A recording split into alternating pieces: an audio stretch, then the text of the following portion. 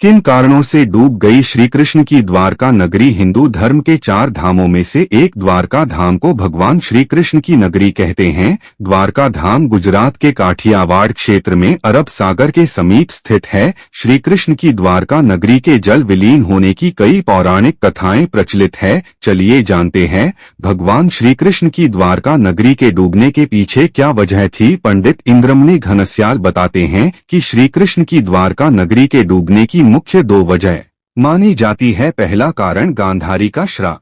पौराणिक कथा के अनुसार जरासंध द्वारा प्रजा पर होने वाले अत्याचारों को रोकने के लिए भगवान श्री कृष्ण मथुरा को छोड़कर चले गए थे। श्री कृष्ण ने समुद्र किनारे अपनी एक दिव्य नगरी बसाई। इस नगरी का नाम द्वारका रखा। माना जाता है कि महाभारत के 36 वर्ष बाद द्वारका नगरी समुद्र में डूब गई थी। महाभारत में पांडवों की विजय हुई और सभी कौरवों का नाश हो गया था। इसके बाद जब युधिष्ठिर का हस्तिनापुर में राजतिलक हो रहा था, उस समय श्री कृष्ण भी वहां मौजूद थे।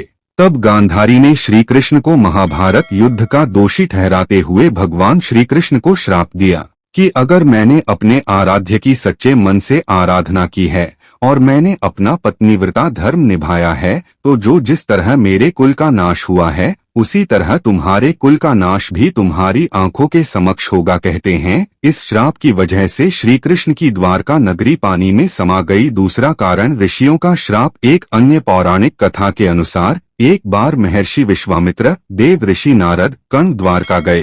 तब यादव वंश के कुछ लड़के ऋषियों के साथ उपहास करने के प्रयोजन से श्री कृष्ण के पुत्र सांब को स्त्री वेश में ले गए और ऋषियों से कहा कि यह स्त्री गर्भवती है, आप इसके गर्भ में पल रहे शिशु के बारे में बताइए कि क्या जन्म लेगा। ऋषियों ने अपना अपमान होता देख श्राप दिया कि इसके गर्भ से मुसल उत्पन्न होगा और उस मुसल से समस्त यदुवंशी कुल का विनाश होगा। उसके पश्चात सभी यदुवंशी आपस में लड़कर मरने लगे थे। सभी यदुवंशियों की मृत्यु के बाद बलराम ने भी अपना शरीर त्याग दिया था। श्री कृष्ण पर किसी शिकारी ने हिरण समझकर बाण चला दिया था, जिससे भगवान श्री कृष्ण देवलोक चले गए। उधर जब पांडवों को द्वारका में हुई अनहोनी का पता चला तो अर्जुन तुरंत द्वारका गए और श्री कृष्ण के बचे हुए परिजनों को अपने साथ इंद्रप्रस्थ लेकर चले गए। इसके बाद देखते ही देखते पूरी द्वारका नगरी रहस्यमयी तरीके से समुद्र में समा गई।